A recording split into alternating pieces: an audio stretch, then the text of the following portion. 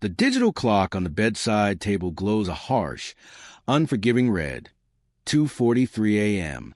Outside, the suburban street is perfectly still. Down the hall, the house is completely silent. His mother is asleep, breathing softly, entirely unaware that the walls of her son's world are currently caving in. Jordan is staring at his smartphone, his thumb hovering over the cracked glass, trembling so violently he can barely hit the keys. He is sweating. It's a cold, nauseating sweat that makes the device slip in his grip. He's struggling to draw a full breath. His chest is impossibly tight, his heart hammering a frantic, violent rhythm against his ribs, loud enough that he thinks it might wake the house. In the center of his screen is a collage. To him, it is the most terrifying thing he has ever seen. It is a meticulously constructed digital weapon. On one side, an image he sent just moments ago, something highly private, something foolish, something he was explicitly assured would disappear forever. Beside it, a list, not just a random compilation of names. It's a perfectly curated, weaponized directory of his entire existence. His teammates, his high school coach, his mother, his younger sister, and right at the top, his girlfriend. Below the collage is a single, chilling line of text, followed by a digital timer. Pay $300 right now, or I press send. You have 3 minutes. This isn't a movie. This isn't a bad dream he can wake up from. The damage is already done. The irreversible action has occurred. The digital footprint is out there, resting on a server thousands of miles away, completely and utterly out of his control. Jordan is 17 years old. He is a star athlete.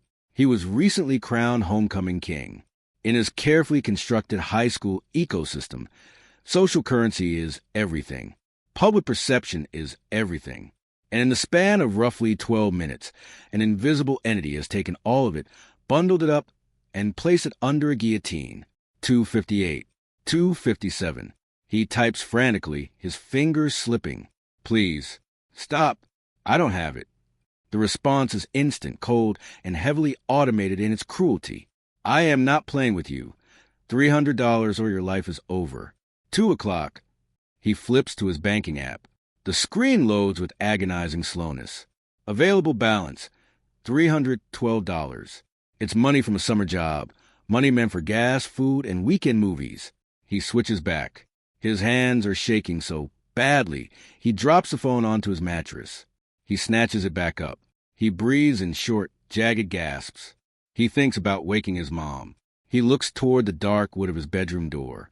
But the shame, the crushing, paralyzing, suffocating weight of the shame, roots him to the spot. How can he explain this? How can he look her in the eye? He can't. He absolutely can't. He is entirely, completely alone in the dark. 1:15. 1:14. The trap has snapped shut. He has walked willingly into a room, locked the door behind himself, and handed the key to a ghost. The true irreversible damage isn't just the file he transmitted. It's the sudden, violent realization that his autonomy has been permanently stripped away. He is now a hostage in his own bedroom. Desperate, acting on pure survival instinct, he hits send on the payment app. $300 vanishes into the digital ether. He exhales a ragged, pathetic sound in the quiet room. He waits for the confirmation. He waits for the relief. He waits for the nightmare to end, believing he has just bought his life back. The screen pings. A new message appears. Good. Now send $500 more, or I send it to your girlfriend anyway. The floor drops out from under him. The payment didn't stop the fire. It only proved to the arsonist that he was willing to burn. How did a popular, well-adjusted teenager end up staring down the barrel of his own destruction in the middle of the night? Every day, someone sends a message, trusting, believing, and within minutes, their money is gone. No alarms, no warning, just silence. And by the time they realize what happened, it's already too late. This is True Scam Files, where real stories are not just told, they are reconstructed, piece by piece, moment by moment, so you don't just hear what happened, you understand how it happened. Every story on this channel is built from real experiences, victims, reports, case studies, and investigations. We analyze patterns. We study behavior. We break down the exact moments where everything went wrong. Then we rebuild those moments into cinematic narratives designed to pull you inside the story. Because scams don't just steal money. They steal trust. They steal confidence. And sometimes they steal a person's sense of reality. What makes them dangerous is not just the loss. It's how real they feel while they're happening. On this channel, you'll see how scammers think, how they manipulate, how they create urgency, emotion, and control. And most importantly, you'll learn how to recognize the moment before it's too late. If these stories open your eyes, if they make you more aware, you can support this channel. Buy us a coffee to help us keep investigating and creating more stories. And if you want to go deeper, we also create detailed ebooks that break down scam patterns, psychology, and real-world prevention strategies. Because the next message, the next opportunity, the next perfect situation might not be what it seems. Subscribe, stay aware, and remember, not every story ends with a warning. Some end with nothing at all. Rewind the clock 4 hours earlier, 10:45 p.m.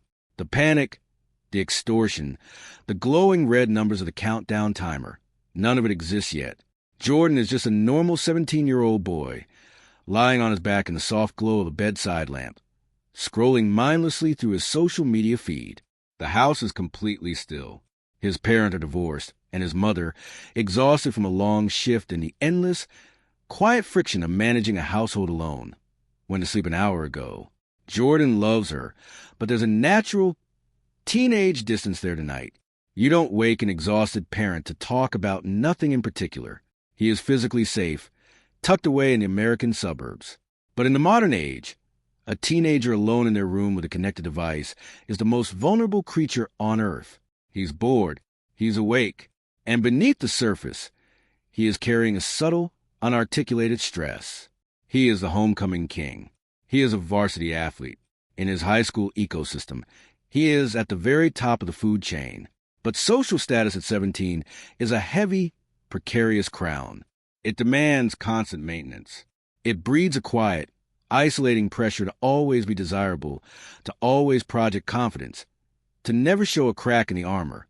He is surrounded by people all day, yet profoundly eager for a connection where he doesn't have to play a role. Then, a soft vibration against his palm. A notification drops down from the top of the screen. A direct message request. He opens it.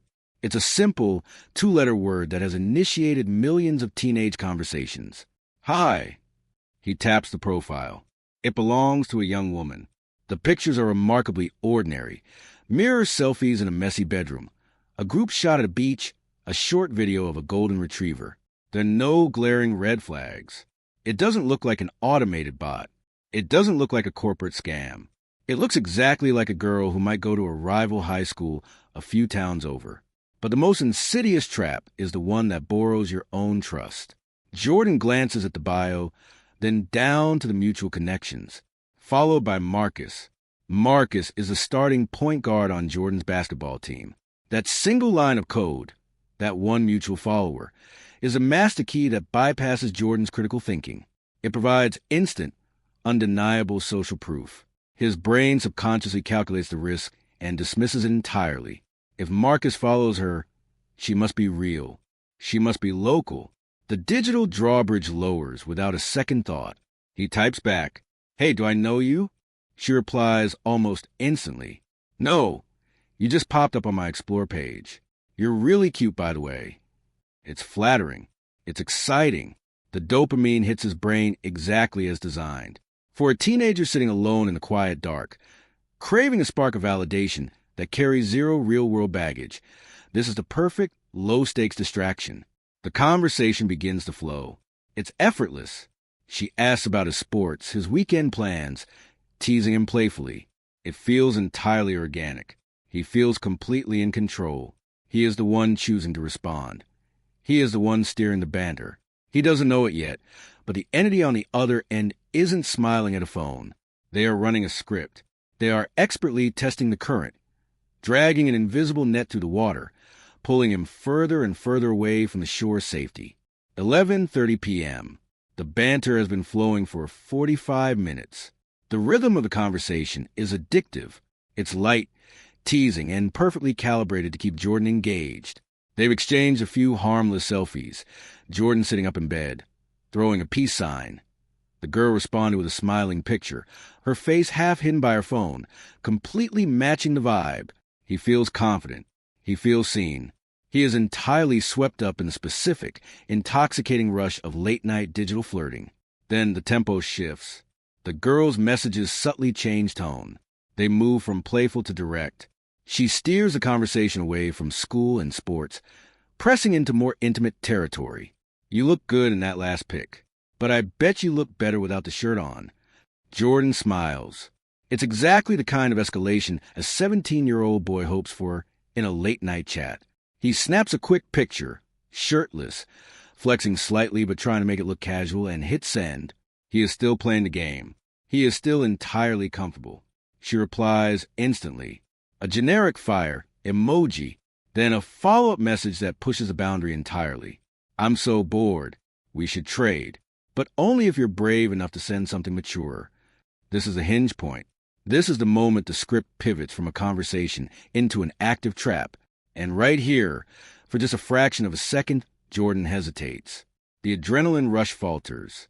A quiet, biological alarm bell rings. In the subconscious, the pacing feels slightly off. The demand feels a little too aggressive, a little too transactional. He is staring at the screen, his thumb hovering over the keyboard. He actually types out the thought that flashes through his mind. Wait, is this a scam? LOL. He adds LOL to soften it, to keep it light, but the question is genuine. This is a first, crucial red flag. This is the exact moment his gut tells him that the ice he's standing on is dangerously thin. If he puts the phone down right now, the entire timeline collapses. He goes to sleep. He wakes up tomorrow, goes to practice, and never thinks about this conversation again. The entity on the other end would simply move to the next target on their spreadsheet. He is one decision away from total safety. But the trap is designed to exploit the specific psychological vulnerabilities of a teenage boy. The fear of looking naive, the desire to appear experienced, and the overwhelming power of the dopamine loop. The response comes back quickly. It's brilliant in its manipulation. She doesn't get defensive. She doesn't argue. She attacks his ego. Hello, what? No. But if you're scared, it's fine. I just thought you were older than you act. My bad. Good night. It's a masterclass in psychological leverage. She weaponizes his own insecurity against him. She introduces a threat of withdrawal, the sudden loss of this exciting, validating connection, the fear of missing out, the fear of seeming like a little kid, overrides the logical alarm bell. The hesitation dissolves. No, wait. Jordan types, the bait taken completely. I'm not scared. Just checking. He doesn't know it yet, but by ignoring that quiet internal warning, he has just given the executioner permission to sharpen the blade. The door is closing. The point of no return is approaching rapidly. 11:42 p.m. The conversational dynamic has completely shifted. Jordan is no longer the confident homecoming king dictating the pace. He is a marked desperate to prove he belongs in the game. To seal the deal, the entity on the other end deploys a devastating psychological trigger, the rule of reciprocity. The scammer sends a view once photo. It's a stolen, highly explicit image culled from the dark web, but to a sleep-deprived 17-year-old, it is absolute confirmation of authenticity. She trusted him. Now he must trust her. Your turn. The message reads, and then comes a critical instruction. The single, calculated detail that transforms a teenage mistake into a life-altering catastrophe. Make sure your face is in it. I want to know it's really you. A compromising photo without a face is a rumor, an embarrassing, deniable rumor. A compromising photo with a face is a weapon of mass destruction. Jordan sits up on the edge of his mattress. The house is dead silent. The cold blue light of the screen paints his features in sharp relief. He doesn't pause to consider the architecture of the internet. He doesn't think about cloud servers, screenshot capabilities, or data permanence. He is entirely consumed by the manufactured urgency of the dopamine loop. He frames the shot. He taps the shutter. He presses send.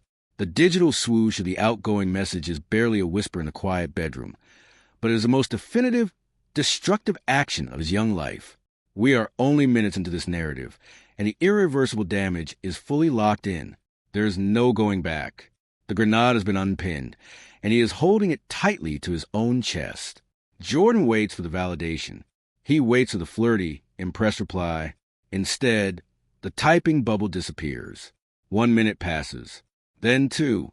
The silence stretches, mutating from excited anticipation into a thick, suffocating dread. The temperature in the room seems to drop. His stomach executes a slow, sickening roll. Then his screen lights up. It isn't a playful emoji. It is a meticulously constructed collage. It's the image he just sent, placed side by side with a perfectly cropped list of his Instagram network, his mother's account, his younger sister's account, his varsity basketball coach, his girlfriend. The mask of the bored teenage girl evaporates instantly. The grammar, the tone, the entire persona is violently stripped away, revealing the cold, industrial reality of a highly organized financial predator. Pay $300 right now, or this goes to everyone. This brings us right back to the suffocating terror of the cold open. This is the moment the walls cave in, operating purely on a spiked, terrified surge of adrenaline. Jordan does exactly what the extortion relies on. He attempts to buy his way out of a burning building.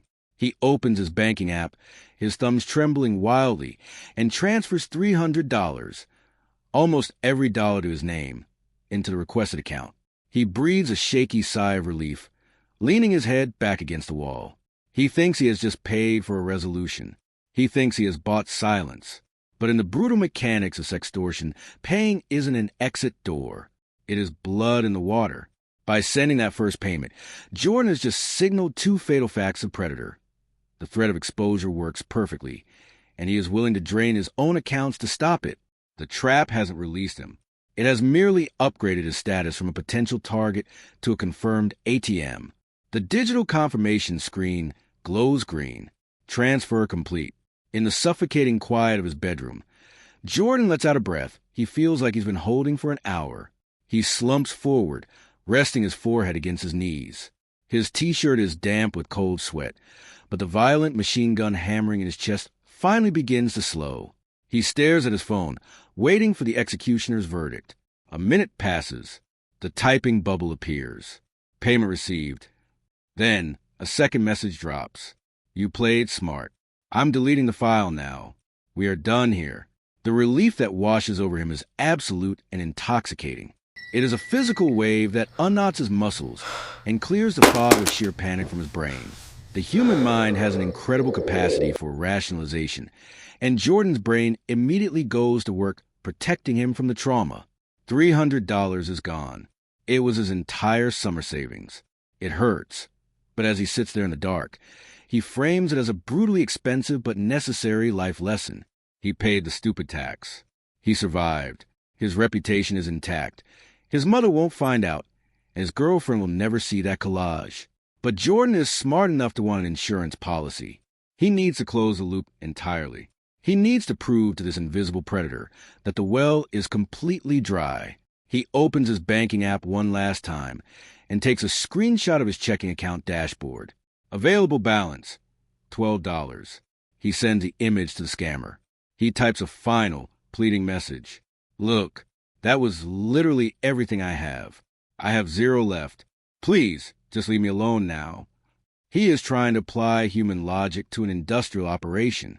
He believes that by showing his empty pockets, the mugger will walk away out of pity or simple economics.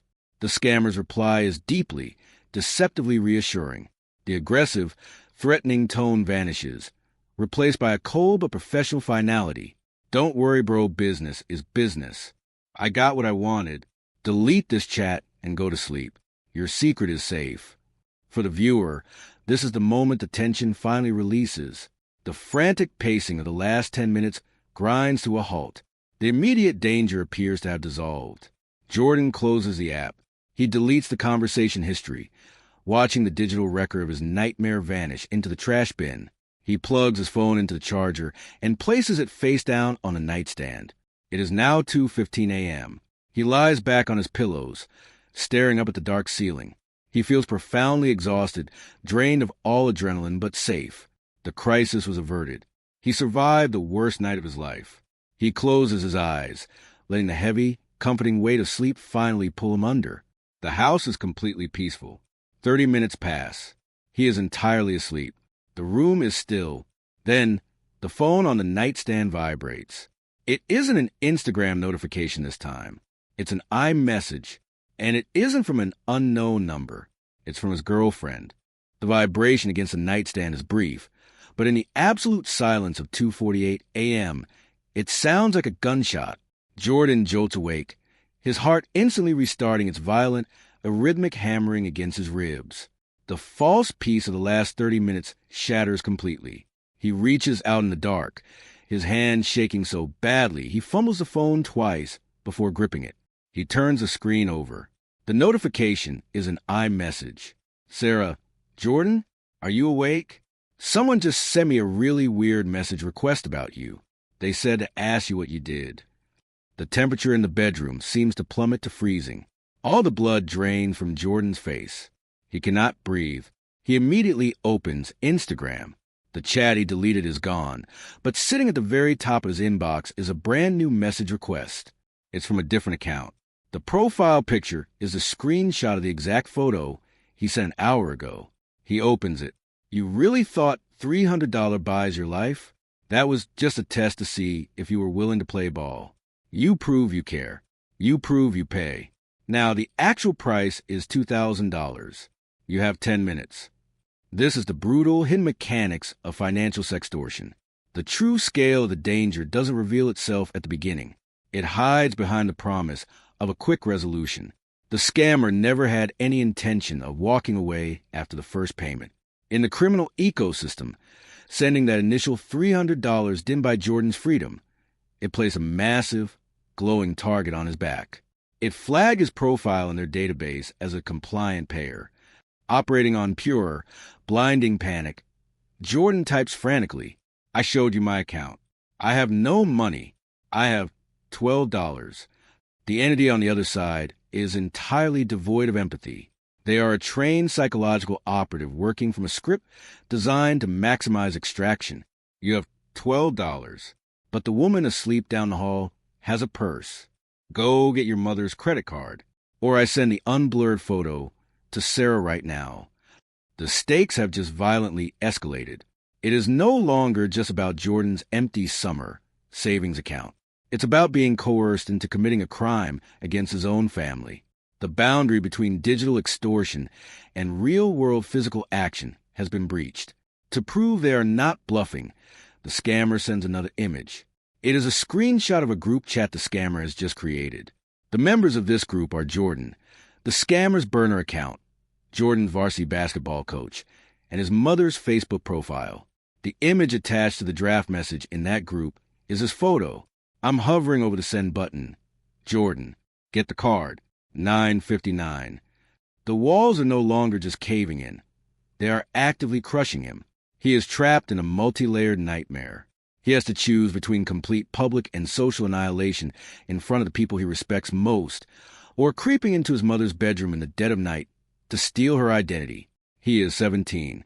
His brain's prefrontal cortex, the center for rational decision-making and long-term consequence evaluation, is completely overridden by the amygdala, the primal fear center. He cannot see tomorrow. He cannot see next week.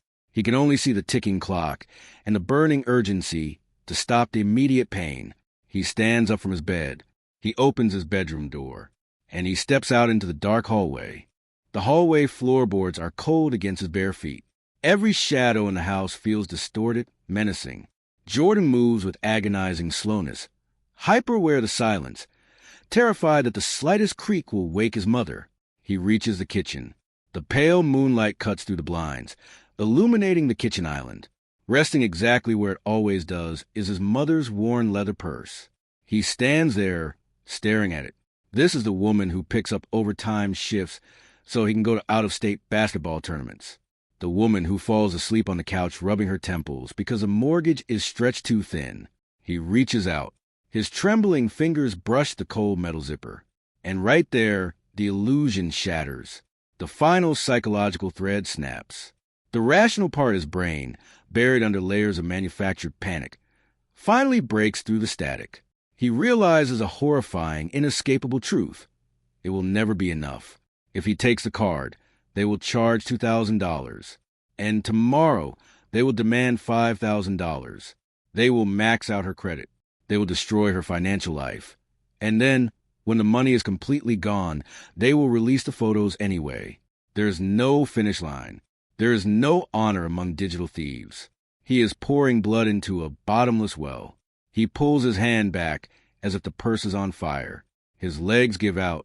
He slides down the face of the kitchen cabinets, collapsing onto the cold linoleum floor. He pulls his knees to his chest, burying his face in his arms. He begins to hyperventilate. The tears come fast and violent, but he forces himself to stay completely silent, choking on his own panic. He is drowning in the dark, 30 feet away from the only person who loves him unconditionally, completely unable to scream for help. The phone in his hand vibrates against the floor. 3 o'clock. He doesn't open it. He just stares at the glowing screen. The isolation is absolute. In a teenager's mind, the hierarchy of survival is heavily skewed towards social acceptance. The thought of walking into school on Monday, the whispers, the screenshots circulating in locker rooms, the look on his coach's face, the devastation in his girlfriend's eyes, is a fate worse than physical injury. It is a social death sentence.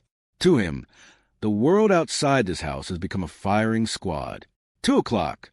I'm adding Sarah to the group. He is backed into a psychological corner with no exit doors. He cannot steal from his mother. He cannot endure the public execution of his character. He cannot turn back time. The collapse is total. It is the moment the extortionist breaks the victim's spirit completely. The scammer wanted money, but what they successfully extracted was Jordan's perception of his own future. He is no longer fighting. He is no longer negotiating. The sheer weight of the shame has crushed the fight-or-flight response, leaving only a dark, fatalistic resignation. The screen lights up one last time. Time's up. The timer hits 0. But the true tragedy is that the scammer's countdown is no longer the most dangerous thing in the room. The timer hits 0. The digital execution is carried out. Somewhere in the world, an operator clicks a mouse, and the images are delivered directly into the inboxes of Jordan's closest circle. The bomb goes off. But in the physical world, there is no explosion. There is only the agonizingly quiet unraveling of a young man's life. The next morning, the sun rises over the suburbs exactly as it always does. But for Jordan, the world has fundamentally ended. The $300 he lost is completely irrelevant now. The true cost of financial sextortion isn't extracted from a bank account. It is extracted from the victim's psyche. It is a sudden, violent death of safety. He doesn't sleep. For days, he lies awake, his eyes burning, his nervous system completely fried by sustained, unyielding adrenaline. His bedroom, once a sanctuary of posters and trophies, now feels like a prison cell. His smartphone, the device that used to connect him to his friends and his future, is now a venomous snake sitting on his desk. Every time it buzzes, his stomach violently drops.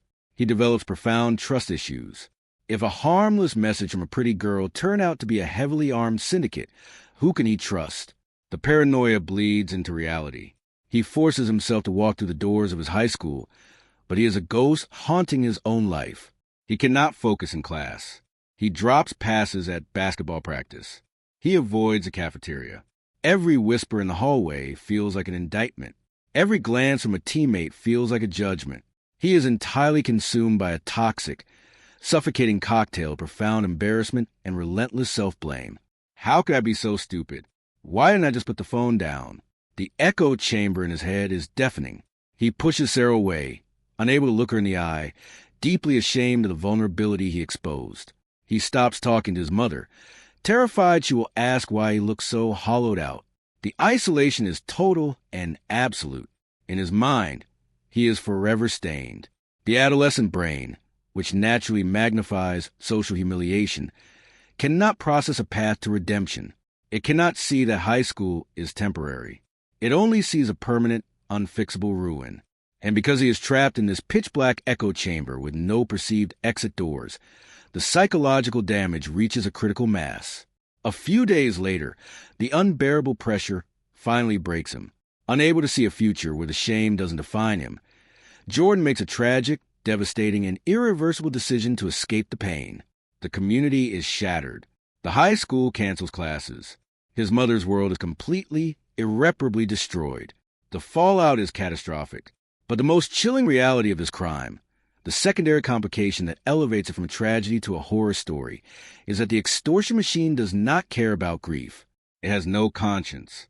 It only has quotas. Days after Jordan's funeral, while his family is drowning in unimaginable grief, Sarah's phone vibrates on her nightstand.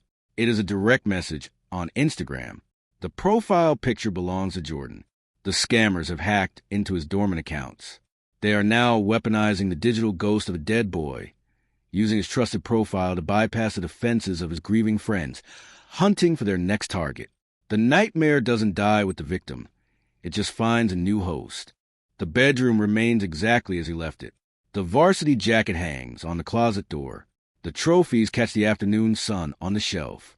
The bed is perfectly, permanently still. When a house burns down, the ashes are visible to the entire neighborhood. When a car crashes, there is shattered glass on the pavement. The damage is physical, measurable, and understood by the community. But when a human mind is systematically dismantled to a 4-inch piece of glowing glass, the destruction is entirely silent. It happens right in front of us, at the dinner table, in the passenger seat of the car, just on the other side of a thin, wooden bedroom door.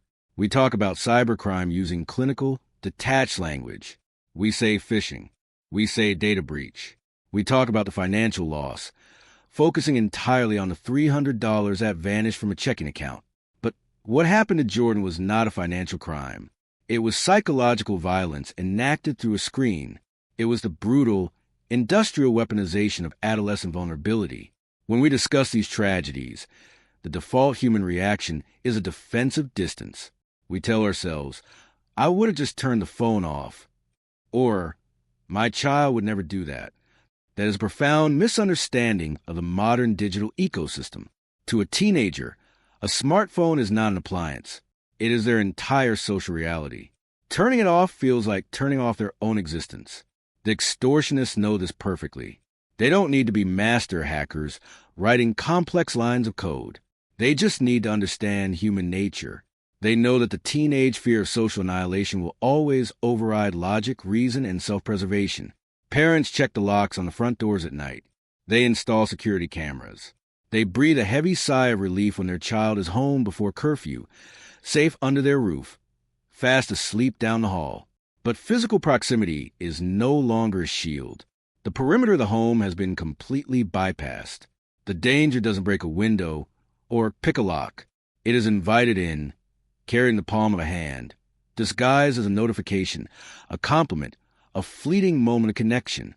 The operators sitting in boiler rooms thousands of miles away are immune to the devastation they leave behind. They don't see the tears on the kitchen linoleum. They don't hear the silence in the empty bedroom. To them, a life wasn't destroyed. A quota was simply met. When the transaction is complete, they close the chat window, reset the script, and cast the invisible net once again.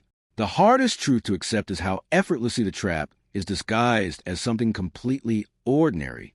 It doesn't arrive with a warning label. It doesn't look like a threat. It looks exactly like the one thing every human being fundamentally craves when they're feeling isolated, stressed, or invisible. It looks like someone who finally understands you. Somewhere right now, a house is quiet. A bedroom door is closed. A screen lights up in the dark. 2 simple letters. Hi.